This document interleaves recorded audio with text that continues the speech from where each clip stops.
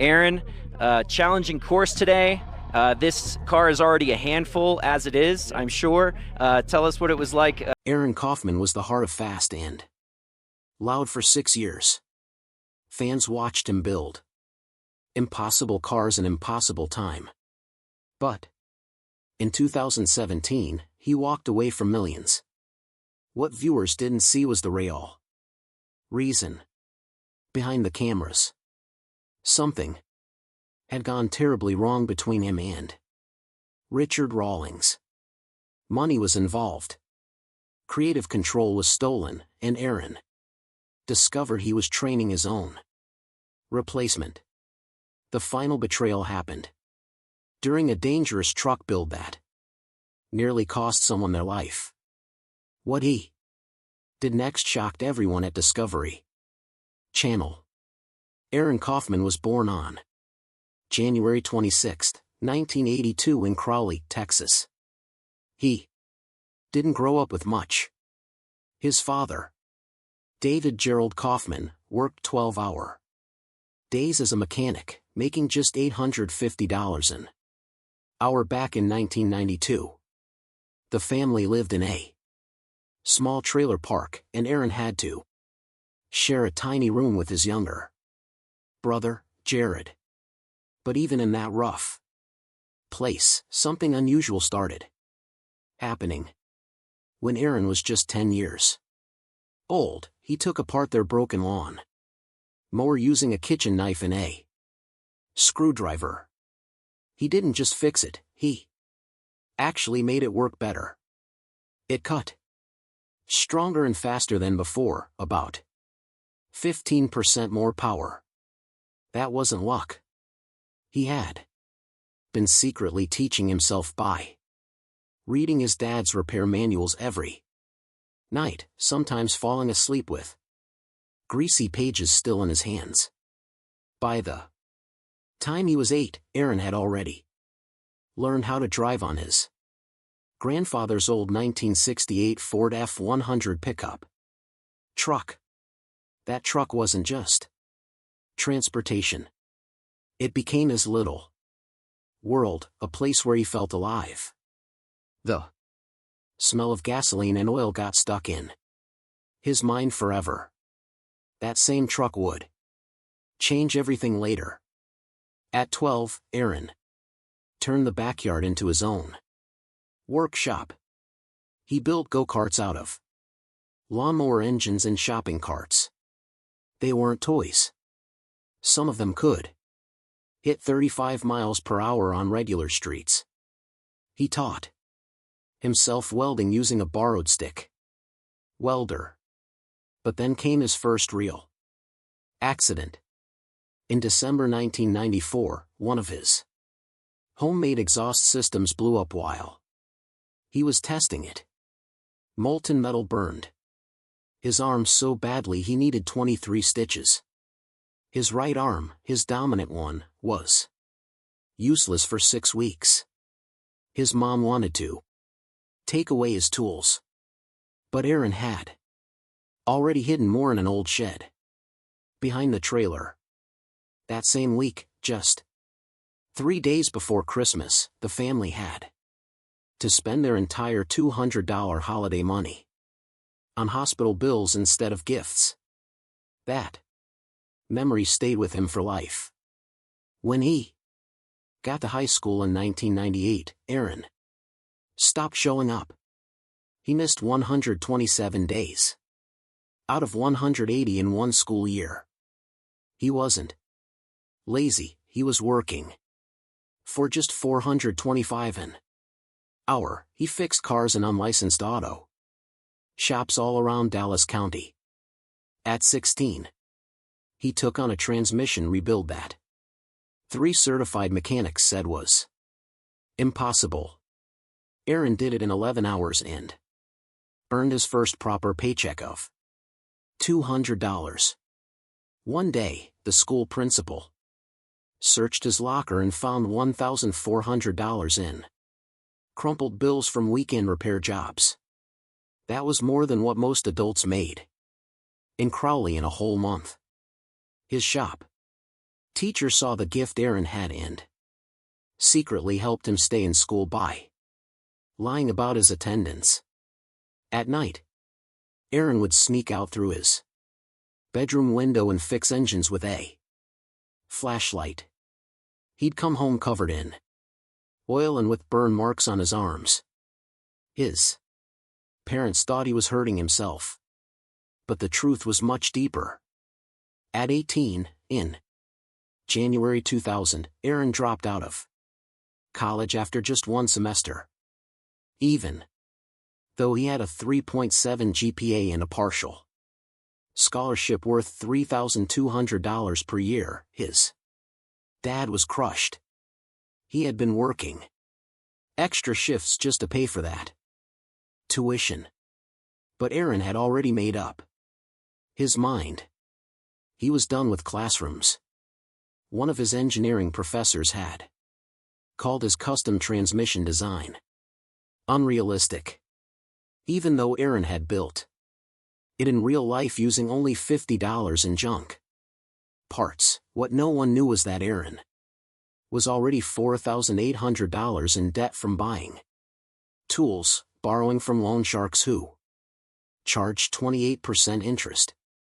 His dropout meant the family lost power in their trailer. For 3 months, they lit candles at night, while Aron searched for paying repair jobs to keep them afloat. Later that year, on September 12, 1999, Aron took a huge risk. He raced a dirt bike. He had modified himself.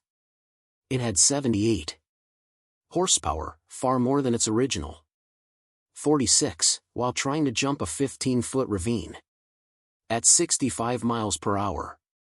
He crashed. He shattered his right wrist in 3 places. Doctors had to put in 2 titanium pins in a cast. The surgery cost $8,400. The family didn't have that kind of money. They had to sell the one car they still owned, the same 1968 Ford F-100. That started it all. By 2002, something incredible happened. At just 20 years old, Aron met a guy named Richard Rawlings at a Dallas garage.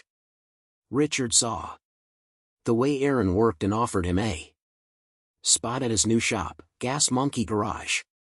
That was the start of a 15-year partnership that would change both of their lives. Aron became the lead fabricator. Gas Monkey had already existed for years, but Aron's steady hands and creative mind turned it into something real. He wasn't just fixing cars. He was building the whole foundation of a brand that would soon be on TV. In 2008, Aron took on a rusted 1968 Chevrolet Corvette. As one of his first major projects, he rebuilt the Ford 27 big block engine, crafted new exhausts, and restored everything by hand. The car sold for $58,500. After only costing $8,500 to buy and fix. That $50,000 profit proved that Aron was more than just a gearhead. He was a business genius. 2 years later, in 2010, he tried something even crazier. He took a 1970 Dodge Charger body and merged it with a Viper V10 engine. It was so difficult that they nearly lost the shop over it. The electronic systems didn't match. The costs exploded, and at one point Rawlings thought about shutting down for good. But when the car finally came together, it won Best Modified Classic at the Dallas. In 2011, Aron restored a 1972 Mustang using mostly recycled parts, including a 351 Cleveland engine from a wrecked Torino and seats from 3 different cars. But when safety Inspections revealed that some parts were too worn out. Aron and Rawlings clashed hard. Aron accused him of caring more about profits than safety. It led to their first major argument and a whole new set of rules. The most dangerous moment came in October 2011. Aron took his modified 1969 Chevy C10 to a drag strip. The truck had 720 horsepower. On one run, the engine exploded at over 6,800 revolutions per minute, sending metal flying everywhere. A woman named Maria Rodriguez was hit in the shoulder. She needed 18 stitches.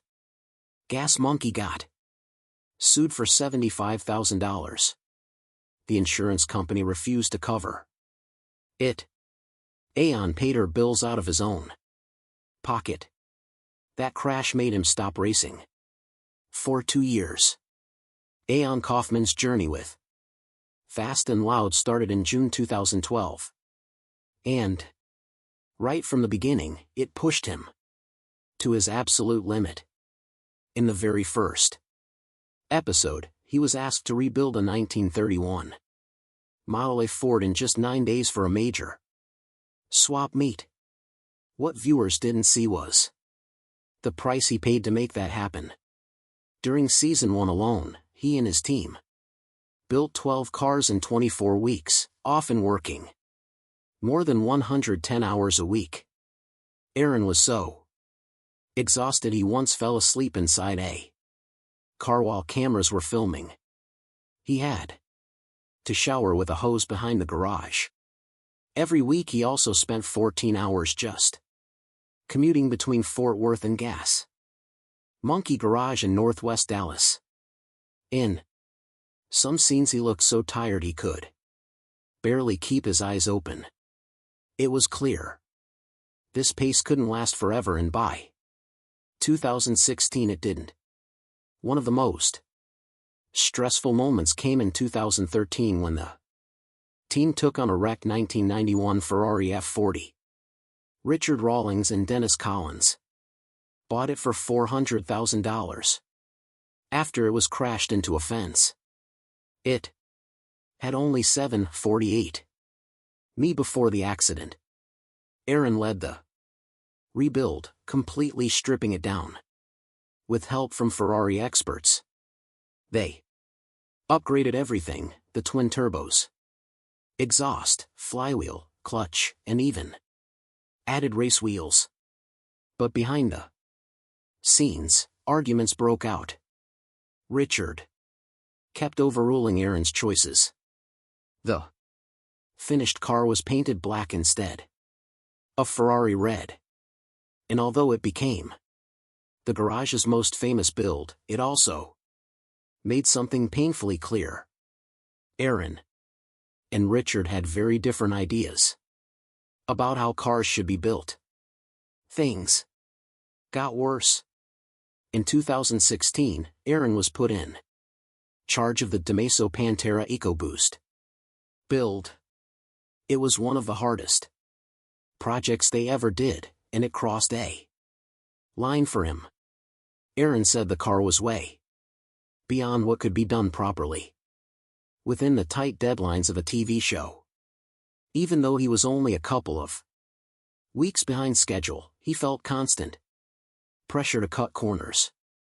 The engine, a 3.5L EcoBoost with full race motorsports turbos, ended up producing 472 horsepower and 498 lb-ft of torque. But Aron didn't care about the numbers. He cared about the work. The build went against everything he believed in. He realized then that the kind of cars he wanted to build were too big for television. That project became the fork in the road. Around that time, Aron also began facing serious personal problems. Fame had started to wear him down. Panic attacks made him think about quitting in the middle of a season. He said the pressure was crushing. It affected his relationship with his girlfriend, his dogs, and even his employees. At one point, he had an emergency appendectomy, but came back to work just days later because the cameras kept rolling. His former colleagues said they worked such long hours that they forgot what normal life even looked like. Aron was falling apart inside, but viewers only saw the cool, collected bearded mechanic on screen. In 2016, the same Panda build returned again as a sore point. Despite all the hard work, Richard criticized Aron for being late. Behind the scenes, they fought over how much could realistically be done on a tight budget and deadline. Aron accused Richard of making cuts that would hurt the build's quality.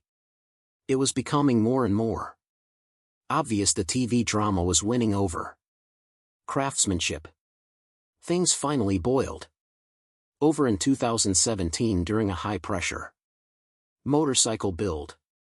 Richard tried to control every part of the project and constantly overruled Aron in front of the team. Aron shut his office door and pulled away from the crew. Then one day, he just walked off set in the middle of filming. Production stopped for 3 days, while Discovery Channel tried to calm things down. But it wasn't just that moment. Tension had been building for months. Their friendship had turned into a boardroom negotiation, and Aron had enough. Then came something even more upsetting. Leaked documents in 2016 showed that Aron, who fans considered the heart of the show, was getting paid far less than he deserved. Insiders said Aron's work drove 80% of the show's success. Yet his contract didn't reflect that at all. His net worth in 2021 was around $3 million, but Richard had made much more.